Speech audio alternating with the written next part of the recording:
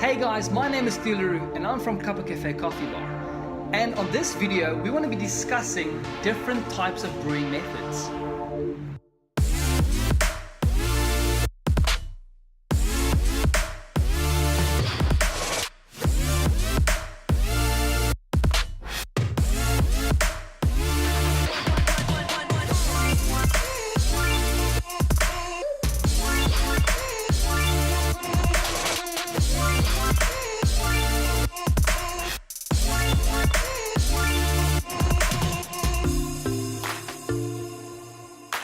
Coffee, discovered in about the 8th century, was basically just taking your coffee beans, crushing them between two rocks, adding water, boiling, and enjoying.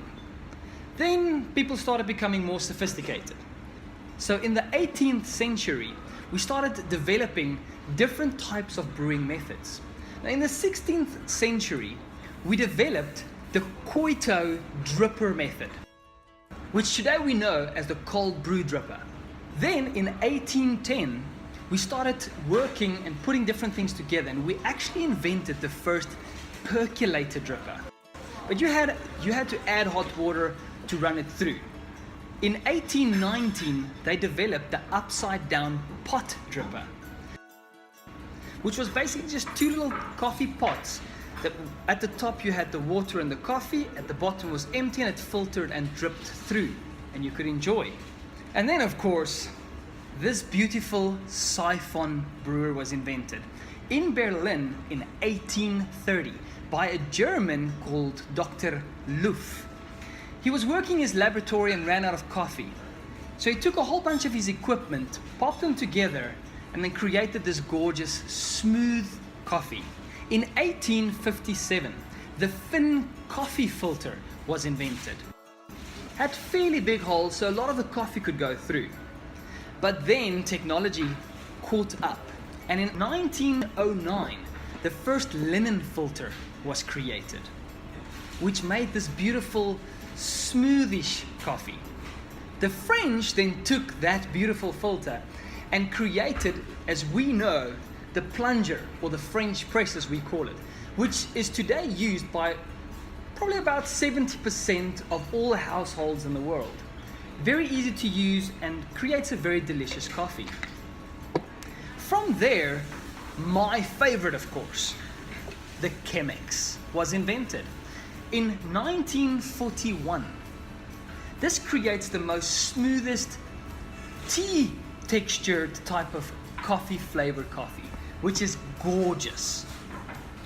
Then in 1954, we became smart and we created the very first electric dripper, because of course we had electricity. Then we jump up to 1963 when people started complaining and they said, oh no, I want to start taking my coffee with me. So the very first V60 was commercialized and made available for most people to travel to wherever they wanted and enjoy a great cup of coffee with them. Then of course in 1970, we created the beautiful, used everywhere electric percolator, which today is used in most corporate companies and a lot of houses. It made it so convenient that you could wake up every single morning. It switches on, percolates your coffee. When you get downstairs, you can wake up with a beautiful cup of coffee right there and then. In 2005, people started going out hiking and traveling a lot more, and they were like, well, yes, I can take my V60 with me and use it at the hotel, but I want to use something in the bush. So the AeroPress was invented. Very easy, very nice textured, beautiful, strong coffee. And then of course we jump to the present, 2019, where we enjoy to drink espressos on the go. So in 2014, some very, very smart guy created this nanopresso, which creates this gorgeous crema-filled espresso on the go. So guys, brewing methods is one of those things that it changes the flavor and the textures of the coffees so much that I want to challenge you to come to our shop or go to any other coffee shop out there and go and ask them which type of brewing methods they have available and test them all, especially if you have a coffee that you enjoy. Take that specific coffee and run them through every single other brewing method and see if you can notice the different textures and flavors that every single type of brewing method creates. Coffee, being such a sophisticated commodity, can be enjoyed in so many different flavors and textures just by running them through different brewing methods. Now, this was just a basic timeline of how coffee equipment evolved over the years. Now, for us to enjoy different brewing methods, we are going to create detailed videos of every single brewing method just for you. The step-by-step guides of how much coffee to use, how much water to use, and exactly how to make a beautiful flavor come out. If you'd like to see those videos, do remember to subscribe.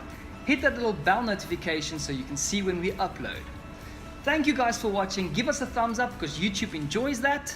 Please do remember to subscribe, and we'll see you on the next video.